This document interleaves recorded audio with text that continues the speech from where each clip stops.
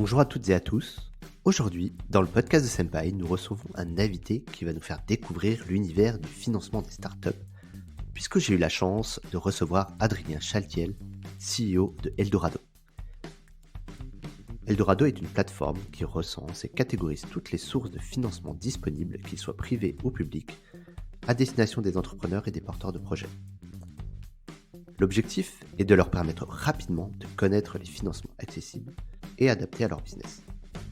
J'en ai profité pour en savoir un peu plus sur la genèse du projet et le questionner sur les levées de fonds actuelles dans ce contexte de crise que nous connaissons. Adrien reviendra sur les fondamentaux pour nous permettre de bien comprendre cet écosystème qui peut paraître difficile d'accès pour bon nombre d'entreprises. Adrien nous partagera dans la deuxième partie du podcast son combat pour donner accès à ces financements au plus grand nombre, un enjeu selon lui capital pour rendre l'écosystème plus représentatif. Avant de vous laisser avec notre invité, si vous souhaitez soutenir notre travail, un simple partage ou parler du podcast nous aidera grandement. Cela étant dit, je vous laisse avec Adrien Chaltiel, CEO de Eldorado. Très bonne écoute sur le podcast de Senpai. Bonjour Adrien. Bonjour David. Ravi de te recevoir Adrien. Est-ce que pour commencer, tu pourrais juste simplement te présenter pour les gens qui ne te connaissent pas encore? Avec grand plaisir, merci de m'accueillir. Déjà, c'est une super de pouvoir partager avec Senpai et les auditrices et auditeurs. Donc moi, je suis Adrien, je suis entrepreneur depuis quasiment 15 ans, avocat de formation, mais j'ai créé des boîtes quand j'étais à la fac de droit et j'ai entrepris dans plein de secteurs, dans les médias, la communication et le secteur des job boards, donc des sites d'emploi. J'ai eu la chance de revendre des sociétés, d'investir moi-même et d'être business angel et j'ai continué sur la voie de l'entrepreneuriat puisque j'ai récemment créé ma dernière entreprise qui s'appelle Eldorado, qui est une plateforme de financement. Je pense qu'on va un petit peu en parler. Exactement, un serial entrepreneur du coup. Alors parle-nous un petit peu d'Eldorado, donc ce mot qui vend du rêve et qui promet de belles choses. Donc le sujet que nous on traite sur Senpai, c'est bien entendu les logiciels en SaaS, les services en SaaS. Et je dis souvent que le SaaS explose en ce moment. En tout cas, je pense que tu confirmeras ce que je dis. Ouais. Et justement, toi, tu es le reflet de ce que de cette de cette idée-là, puisque aujourd'hui tu proposes une plateforme en SaaS sur un sujet qui est hyper important et qui est au cœur même de l'écosystème, c'est les levées de fonds. Est-ce que tu peux Exactement. nous parler un petit peu d'Eldorado du coup? Bah, exactement. Donc nous, on a suivi la mouvance et l'explosion du SaaS qui est attirant pour énormément de choses, mais la possibilité de créer un business récurrent est très intéressant pour tout entrepreneur et qui se lance sur un modèle de plateforme. Nous, on est arrivé en fait avec mes cofondateurs, on a créé un annuaire qui est l'annuaire de la French Tech qui s'appelle Les Pépites Tech, qui est un annuaire gratuit et on a fait ça en side project et puis on a vu par notre expérience et par cette plateforme, par cet annuaire, que la principale des problématiques des entrepreneurs reste le financement, quel que soit le stade ou le moment de développement ou le tour de table souhaité, etc. Et quel que soit le financement souhaité, parce que ça peut être bancaire, financement public ou levée de fonds. Mmh. Et tous veulent des intros avec des business angels, des fonds, etc. Et tous les entrepreneurs cherchent ça. Donc on avait ce constat et on voyait qu'il y avait vraiment une sorte de cassure dans la chaîne de financement, notamment dans la connaissance du financement de l'innovation, au financement de l'entrepreneuriat et l'accès aux investisseurs qui est assez inégal. Donc, on a voulu solutionner ça, non pas en devenant leveur de fonds, qui sont des intermédiaires qui aident des entrepreneurs à trouver des fonds, mais sur la logique de plateforme pour que dans notre ADN chez Eldorado, depuis le début et jusqu'à encore aujourd'hui, l'ADN, c'est d'aider toutes et tous les entrepreneurs à trouver des financements, quelle que soit leur origine, taille de société, secteur d'activité. Donc, la logique agnostique et exhaustive et de trouver de l'autre côté tous les types de financement. Donc pareil, c'est bancaire, financement public, levée de fonds, etc. Et donc pour faire ça, on s'est dit le mieux c'est de créer une plateforme digitale, de la data, donc sur un modèle de marketplace. Donc Eldorado en fait c'est une place de marché du financement. Les entrepreneurs et les sources de financement se mettent en relation les uns avec les autres et sur un modèle entre guillemets SaaSisé, qui est plus un modèle de subscription pour nous, donc d'abonnement, et qui permet d'enrichir le parcours de financement des entrepreneurs par divers outils sur la plateforme, de choix des investisseurs, de mise en relation, de deck en ligne, de présentation des opportunités d'investissement, etc. Et pour le côté des investisseurs, d'avoir un deal flow le plus exhaustif qui soit dans l'écosystème. Aujourd'hui, il y a quasiment 400 entreprises qui cherchent des fonds sur Eldorado, ce qui permet Alors deal flow, c'est, pour qu'on te suive bien, c'est un peu du jargon du coup de levée de fonds. Est-ce que tu peux redéfinir du coup ce que c'est qu'un deal flow pour que tout le Ouais, monde te suive? en gros, le deal flow, c'est la masse des investissements disponibles pour les investisseurs à un instant T. Donc, c'est concrètement toutes les startups qui lèvent des fonds. Donc, généralement, par an, il y a environ 2000 startups en France qui trouvent des fonds ou des financements. Et après, par D'accord. secteur, c'est un peu plus granulaire, mais le deal flow, c'est ça. Et donc voilà. Donc, on a créé Eldorado sur ce modèle de plateforme. Donc, la logique data, la logique place de marché et la logique mise en relation avec des investisseurs. D'accord et du coup, vous avez créé Eldorado à plusieurs depuis combien de temps, ça existe Ouais, Eldorado? on a créé, en fait, au début, j'étais seul et mes associés Thibaut et Sylvain étaient seuls à New York. On s'est rencontrés justement sur ce projet des pépites tech qu'ils avaient déjà initié, donc l'annuaire de la French Tech. J'avais déjà commencé Eldorado et on a fusionné nos structures pour s'associer à trois, l'union faisant la force. Mmh. Et depuis 3 ans développé Eldorado qui aujourd'hui arrive à vraiment bonne maturité puisqu'on on accompagne environ 500 à 600 startups ou sociétés innovantes par an dans leur parcours et la recherche de financement sur la plateforme. Et du coup, on continue à se développer puisque, comme je te l'ai dit en intro, notre but, c'est d'aider un maximum d'entrepreneurs. Bien sûr. Donc, on le fait sur la plateforme, mais on a aussi un rôle qui est très important chez Eldorado et je pense qu'on peut le voir sur nos blogs ou mon Medium, etc. C'est un rôle d'éducation ou de partage de l'information où on produit énormément de contenu pour l'écosystème au sens large. On va revenir un petit peu sur tous ces insights que tu as sur le marché tout à l'heure. Moi, j'avais encore des questions par rapport du coup à ta plateforme. Tu dis effectivement que toutes les entreprises de tous les secteurs, quel que soit leur niveau de développement, sont concernées. Et côté des, financeurs, est-ce que tu références toute la place? Est-ce que tu as tout le monde sur la plateforme?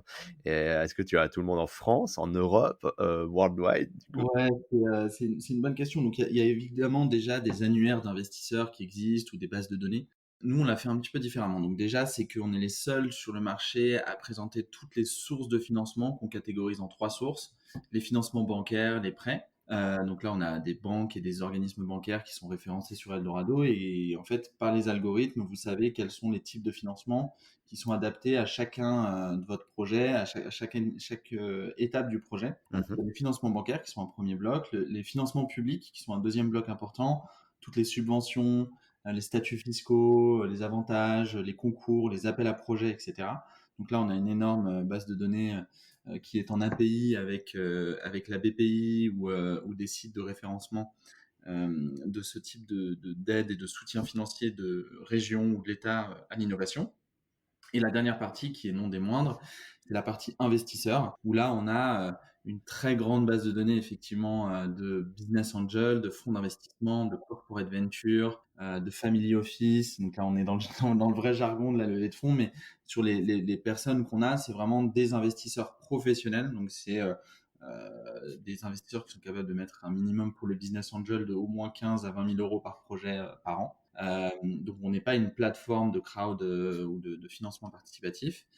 Et on Mmh. fait différemment dans le sens où on a créé un profil pour tous les investisseurs de l'écosystème. Donc, on a eu une sauce secrète pour référencer, identifier toutes ces sources d'investissement qui prennent en main ensuite leur profil gratuitement pour aller chercher des opportunités d'investissement sur la plateforme. Et ça nous a permis d'aujourd'hui d'avoir plus de 3000 investisseurs connectés sur Eldorado. Donc ils reçoivent des opportunités d'investissement, ils contactent des entrepreneurs pour se mettre en relation avec eux dans le but d'une collaboration ou d'un financement futur. D'accord, donc concrètement, en fait, tu arrives sur Eldorado, tu t'inscris, tu es une entreprise, une start-up avec, un volet innovation, au niveau du service ou au niveau du produit et tu renseignes ton projet, j'imagine? Comme si Exactement. tu renseignais ton est-ce que du coup tu as besoin d'un deck? Qu'est-ce que tu Oui, demandes toi sur la c'est plateforme? standard, hein, la référencement, enfin la création du profil prend 5 à 10 minutes et en fait on a une vingtaine de critères qui font ensuite matcher le profil de la startup avec des entrepreneurs, c'est-à-dire qu'on ne va pas vous présenter les les 3000 entrepreneurs, 1500 sources de financement public ou les centaines de financements bancaires qu'on a. Mais on va vraiment présenter ceux qui sont adaptés au projet. Si c'est seed en SaaS, on va vous présenter les bons business angels, les bons fonds de venture qui vont pouvoir vous suivre au fur et à mesure de votre croissance, et les bonnes aides en fonction de ce que vous avez eu, ce que vous n'avez pas eu, les fonds propres, etc., la région, la situation géographique, etc. Bien Et sûr. donc tous ces algorithmes font que ça facilite l'identification, la connaissance du financement, l'accès, et en bout de la chaîne, ce qu'on veut, nous, c'est faciliter surtout l'obtention des financements pour favoriser un maximum de création et de croissance d'entreprises en France. OK, super. Donc du coup, à peu près 500 deals par an, tu dis, c'est ça, que vous Exactement, facilitez, en fait, vous êtes facilitateur? exactement. Exactement 476 l'année dernière.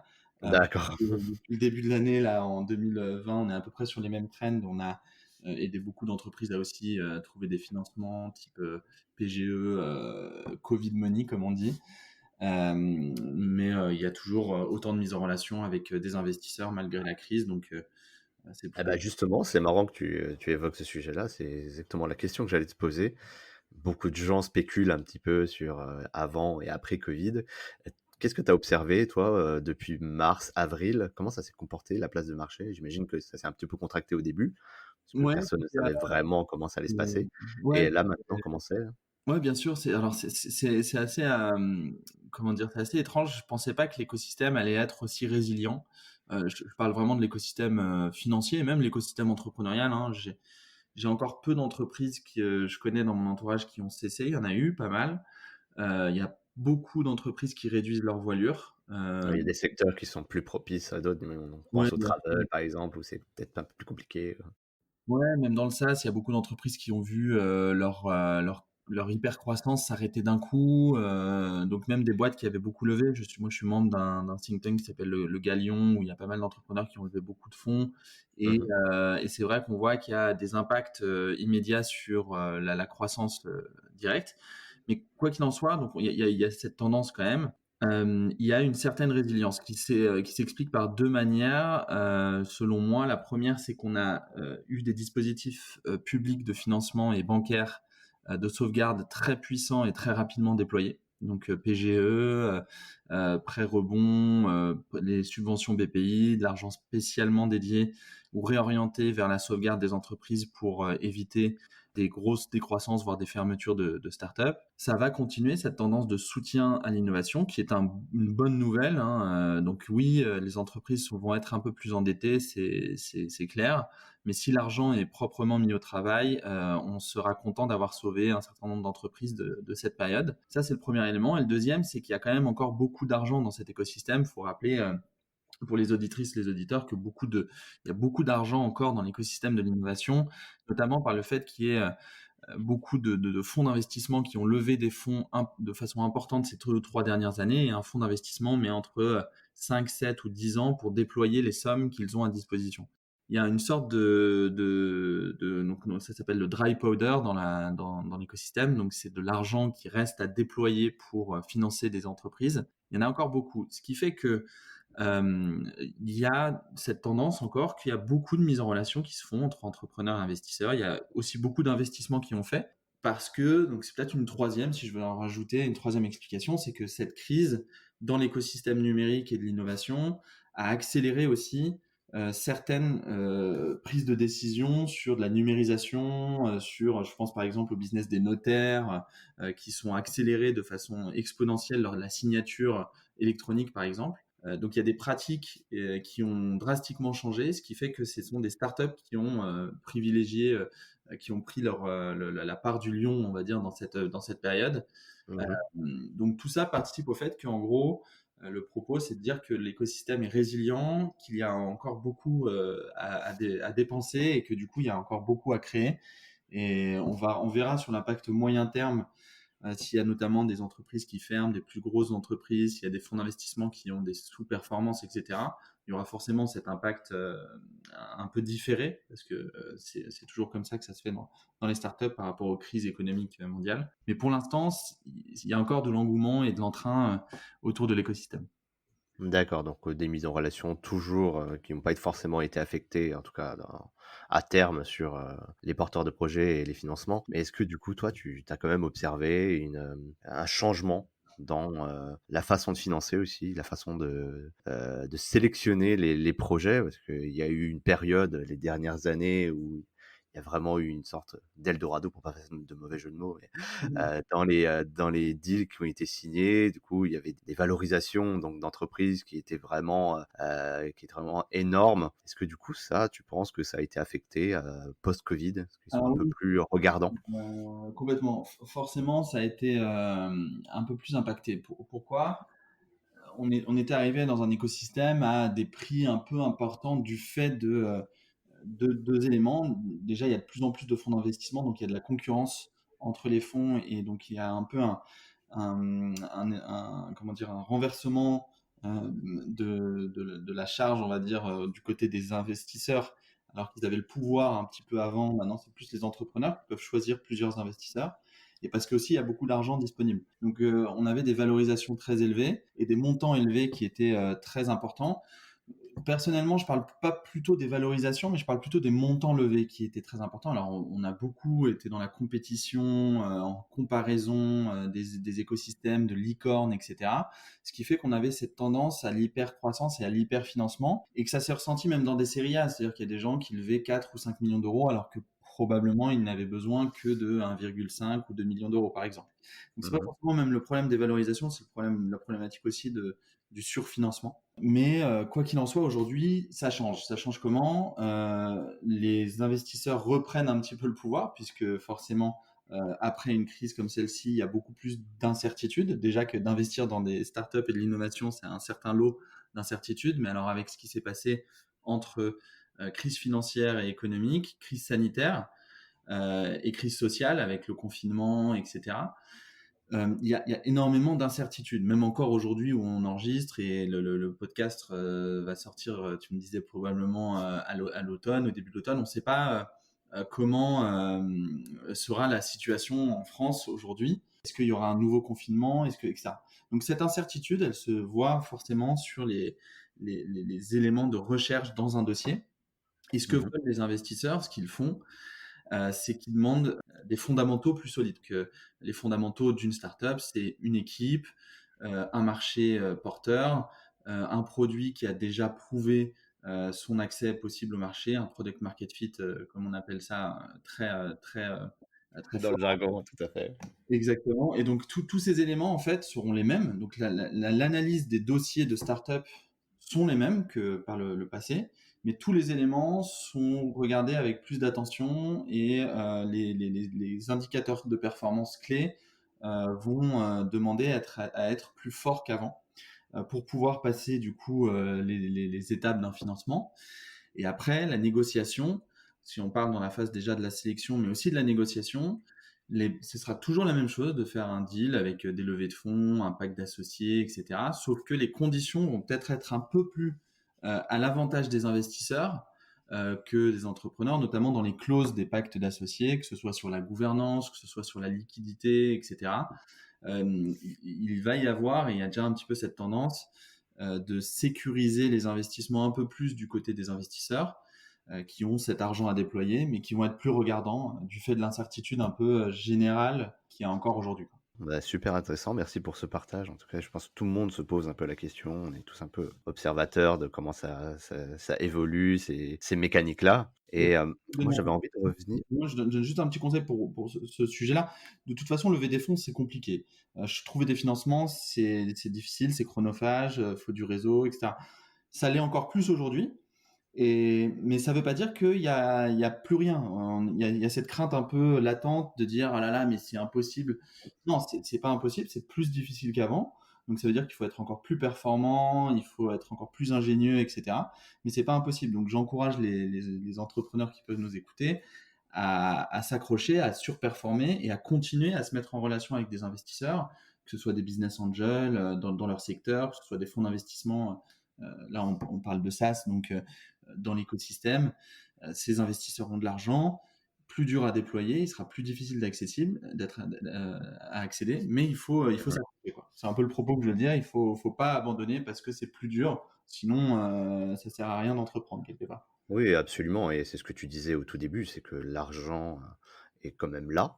C'est juste que la distribution est peut-être un peu plus regardante. En tout cas, le prisme est un peu a évolué avec le covid, mais en tout cas, il y a toujours des personnes, des sociétés qui vont investir dans les startups qui dans lesquelles ils croient.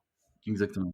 Alors du coup, moi, ça me fait une petite passerelle très intéressante justement pour, rebondir sur ce sujet-là. C'est aujourd'hui, tu vois, dans le jargon, on va revenir peut-être un petit peu aux basiques parce qu'il y a pas mal de start-upers qui nous écoutent, notamment des gens qui n'y connaissent rien. Moi, il y a encore quelques mois, je n'y connaissais rien à cet écosystème-là, tu vois? J'aurais pas pu avoir une discussion de 2 minutes avec toi. Mais en tout cas, du coup, peut-être revenir sur, tu sais, tu as évoqué des petits termes comme ça, le seed, le pré-seed, la série A. Comment ça fonctionne tout ça, du coup?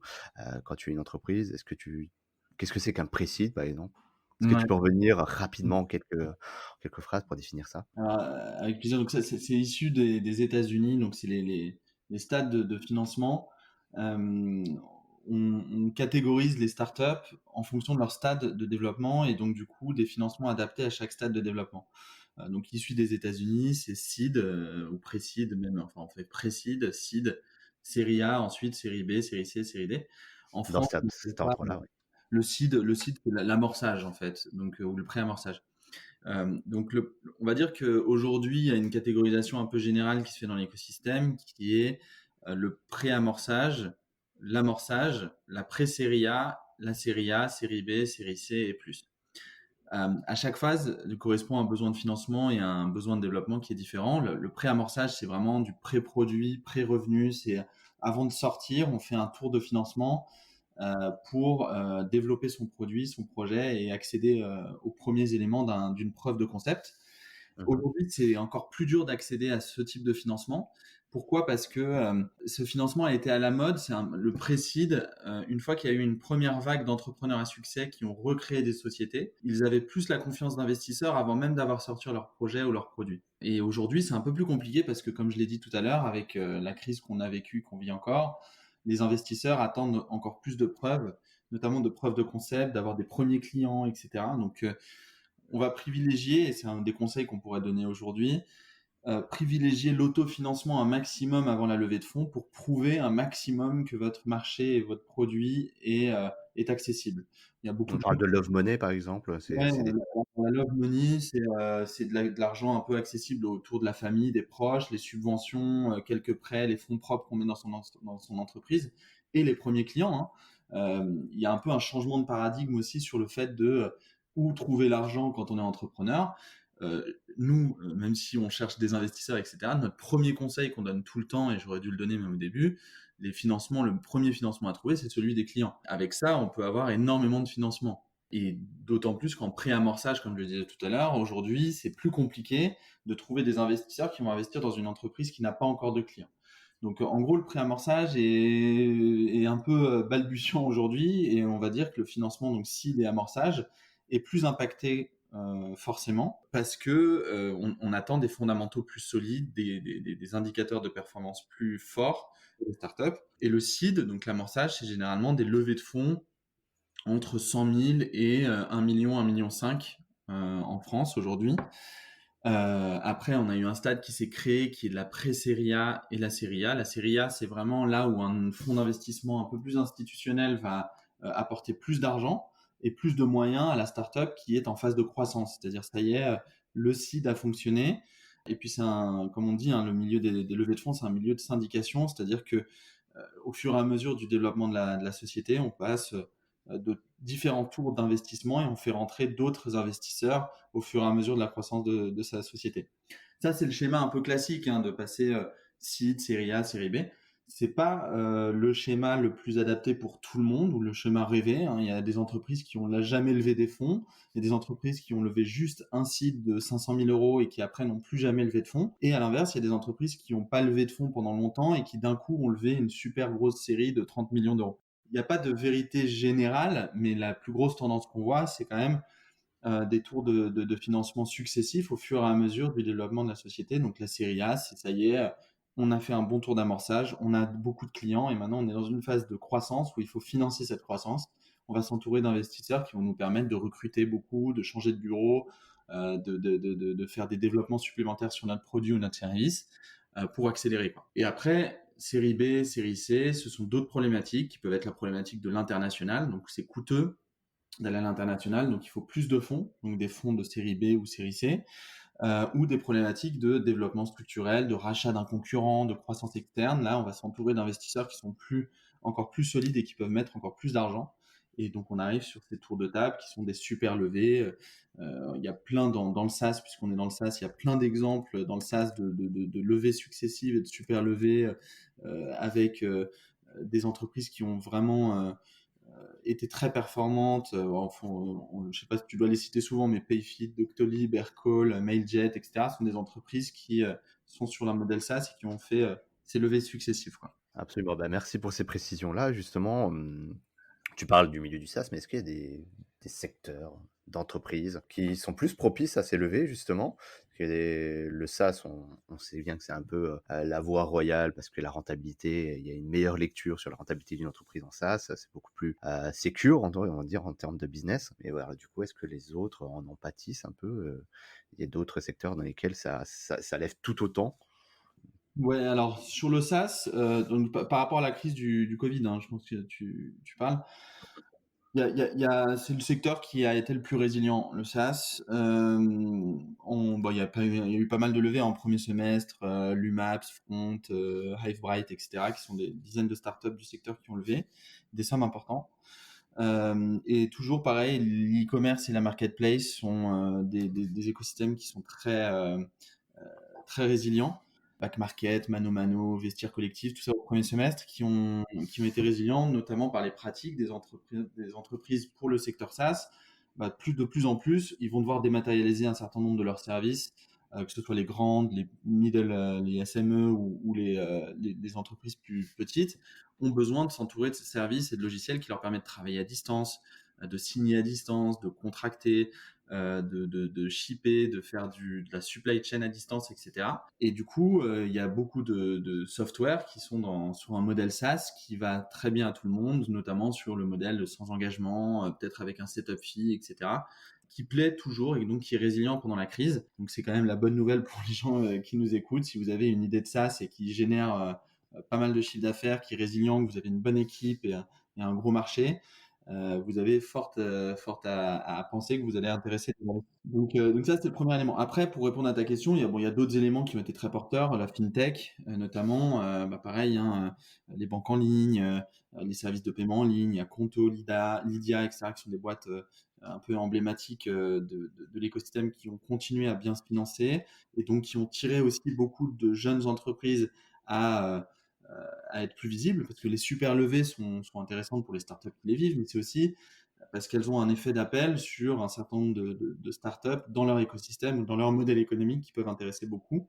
d'investisseurs derrière. Et puis les medtech qui ont très bien performé. Et puis on peut parler aussi des foodtech, de l'énergie, du divertissement, loisirs, toutes ces verticales ont bien performé. À l'inverse d'entreprises où les secteurs ont été beaucoup plus touchés, que ce soit sur les services aux salariés, par exemple. Donc, comme il y a plus de salariés au bureau, il y a beaucoup de télétravail, etc. C'est très compliqué.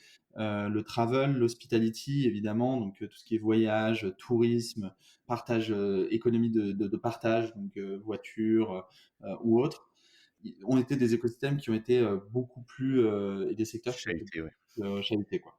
Ça veut pas dire que c'est la fin, au contraire, il y a des renouveaux et j'ai des formidables discussions avec pas mal d'entrepreneurs qui font des vrais pivots stratégiques, même s'ils ont levé beaucoup d'argent. Pas forcément sur leur business, mais aussi sur leur manière de faire du business. C'est très intéressant cette période, puisqu'on a la chance d'être dans un écosystème où il y a beaucoup d'idées et du coup de remise en question, ce qui fait qu'il y a des entrepreneurs aujourd'hui qui se remettent bien en question sur les secteurs qui sont touchés, qu'on a mentionnés. Ok, très clair. Eh ben, écoute, merci pour cette lecture-là. Et, moi, j'avais envie de te poser certaines questions, notamment sur les problématiques que tu rencontres, toi, chez Eldorado. Tu nous expliques que tu as à peu près un peu moins de 500 deals annuels en ce moment. Quelles sont un peu les questions que tu reçois tout le temps, on va dire les top 3, top 5 des questions que tu as toujours sur la plateforme avec tes équipes que tu traites au quotidien? Actuellement, tu veux dire, ou de façon générale, actuellement avec le Covid Bah, ou... écoute, les 2 peut-être, tu vois? En général, qu'est-ce que Ouais, tu as? Et en ce moment, est-ce que tu as des questions plus particulières liées à en ce moment, la grande question qui se pose, c'est est-ce que c'est le moment de lever des fonds? Est-ce que c'est le moment de contacter des investisseurs? C'est vraiment et ça répond à la question qui est la question la plus posée, c'est quand je dois contacter des investisseurs et quand lever des fonds. C'est la plus grosse question qu'on nous pose.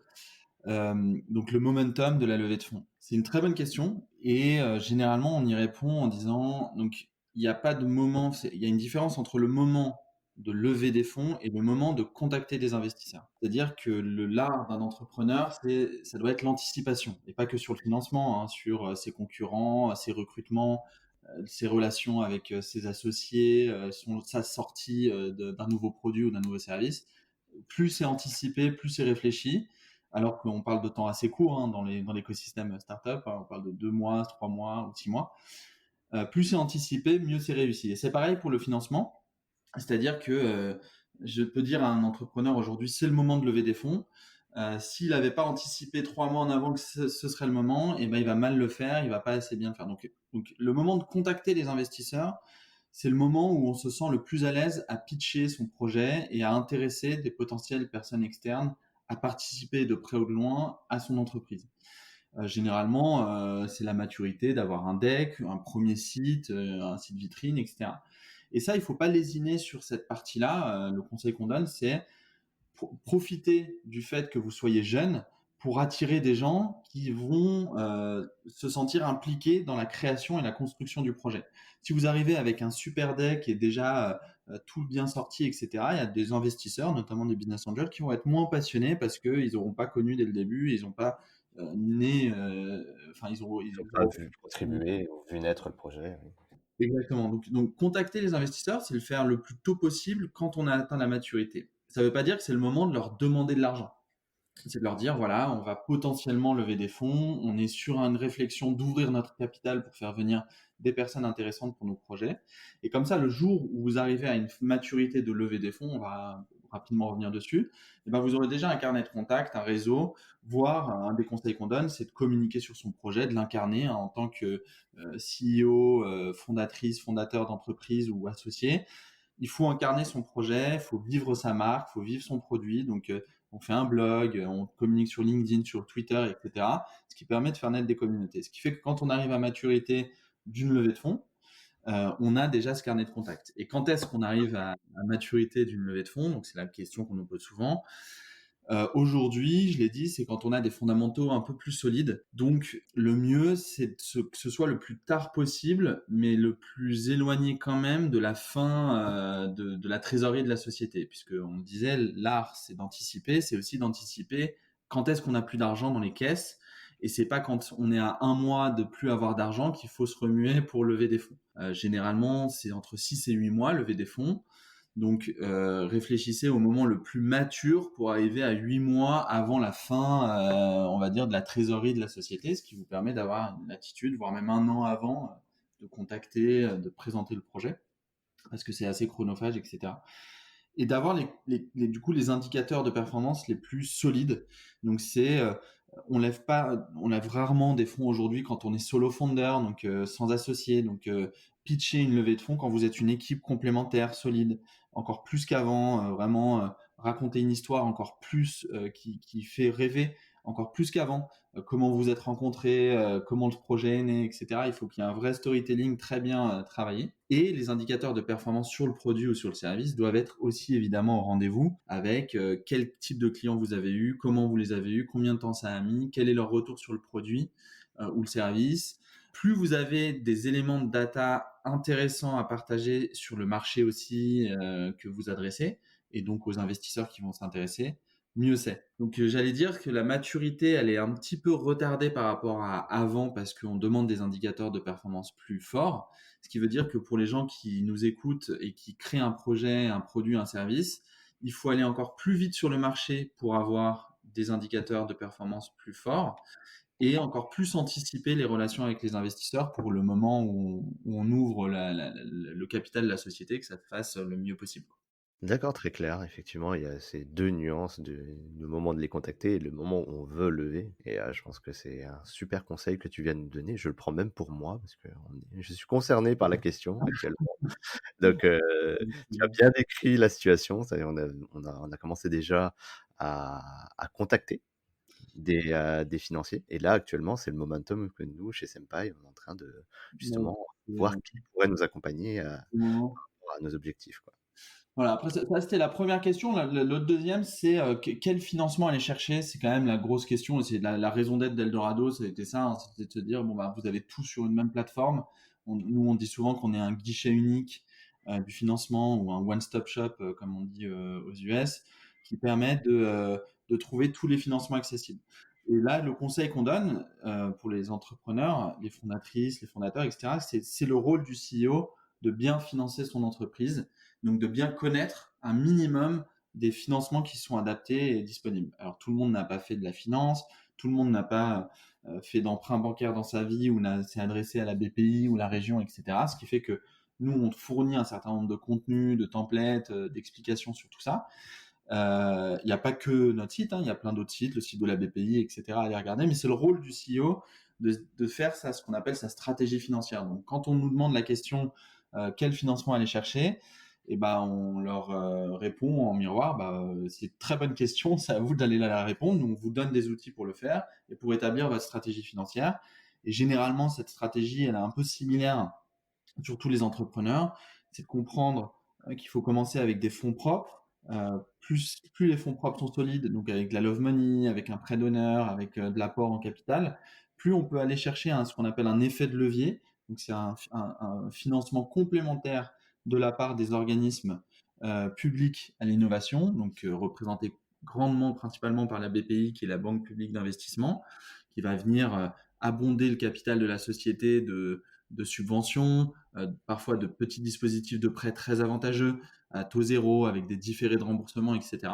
Et ensuite, ce qui permet, ça répond aussi à la question qu'on disait au début, c'est quand on aller chercher les investisseurs, c'est plus on a de fonds propres et d'aide ou de financement bancaire, plus on a de clients, plus on peut retarder le moment où on va aller contacter des investisseurs et donc avoir des fondamentaux encore plus solides sur la startup. Donc la stratégie financière, cette question qu'on nous pose, c'est vraiment une très bonne question. On la répond sur Eldorado puisqu'on donne justement des parcours de financement type à tous les entrepreneurs sur la plateforme. C'est de les aider à bien identifier quel financement aller chercher à quel moment, quoi. Donc je dirais que ça c'était la deuxième grande question. Très clair, très clair. Je pense que beaucoup de gens se reconnaîtront là-dedans et donc le message est passé. Allez voir sur Eldorado, il y a sans doute des choses intéressantes pour, tous les niveaux de maturité sur ce sujet. Bah, du coup, super Adrien, on a évoqué énormément de choses et moi je voulais en fait, profiter que tu sois là, aussi pour parler d'un autre combat que tu mènes dans l'écosystème, c'est, celui de la diversité.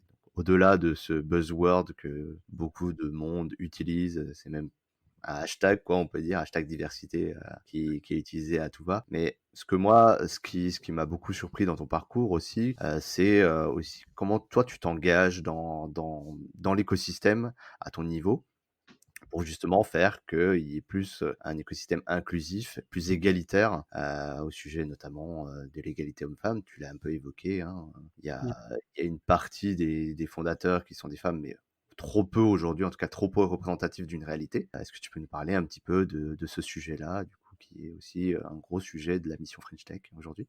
Ouais, bien sûr. Alors, il s'inscrit un peu dans une démarche même un peu plus large que le seul entrepreneuriat féminin.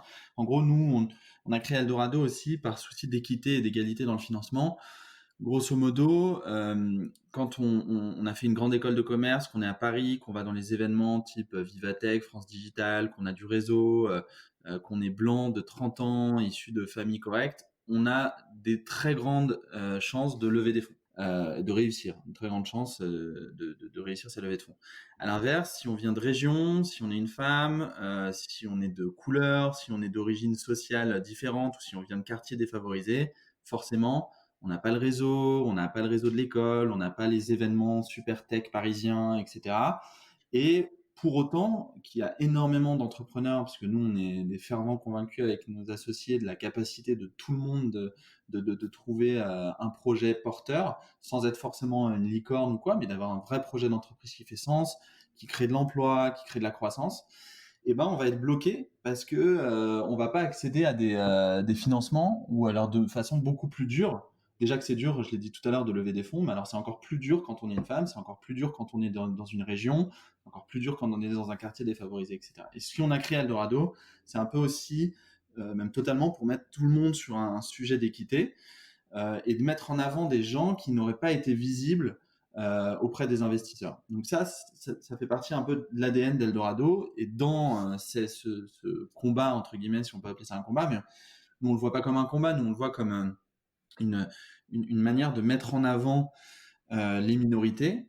Et donc, dans ces minorités, il y a effectivement l'entrepreneuriat féminin où, malgré le fait qu'il y ait énormément de femmes qui déclarent avoir envie de créer une entreprise, il y en a seulement 9% qui sont dirigeantes de start-up aujourd'hui en France et seulement 2% qui captent, qui sont dans le montant des levées de fonds au total, seulement 2% sont dirigés vers une start-up qui est dirigée par une femme. Donc en fait, sur l'entrepreneuriat féminin, c'est très criant parce que les chiffres sont hyper éloquents d'avoir un tel gap d'accès. Donc il y a énormément d'initiatives qui sont créées autour de ça.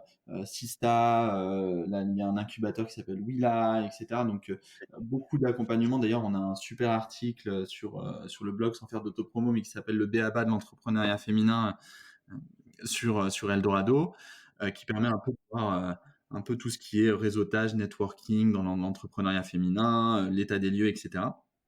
Même les événements, etc. Mais sur le financement, c'est très criant parce que du coup, les femmes, déjà qu'elles ont du mal à pouvoir aller créer une entreprise, mais elles ont encore plus des biais qui leur disent mais jamais je pourrais lever des fonds puisque ça capte que 2%. Et puis même encore pire que ça, dans les fonds d'investissement, 90% des partenaires de fonds d'investissement sont des hommes. Donc en fait, c'est quelque part dommage parce que l'entrepreneuriat s'arrête dans leur esprit au moment où elles se disent bah c'est pas pour moi quoi en fait, c'est pas fait pour moi. Et nous, notre rôle, et le rôle des associations dans ce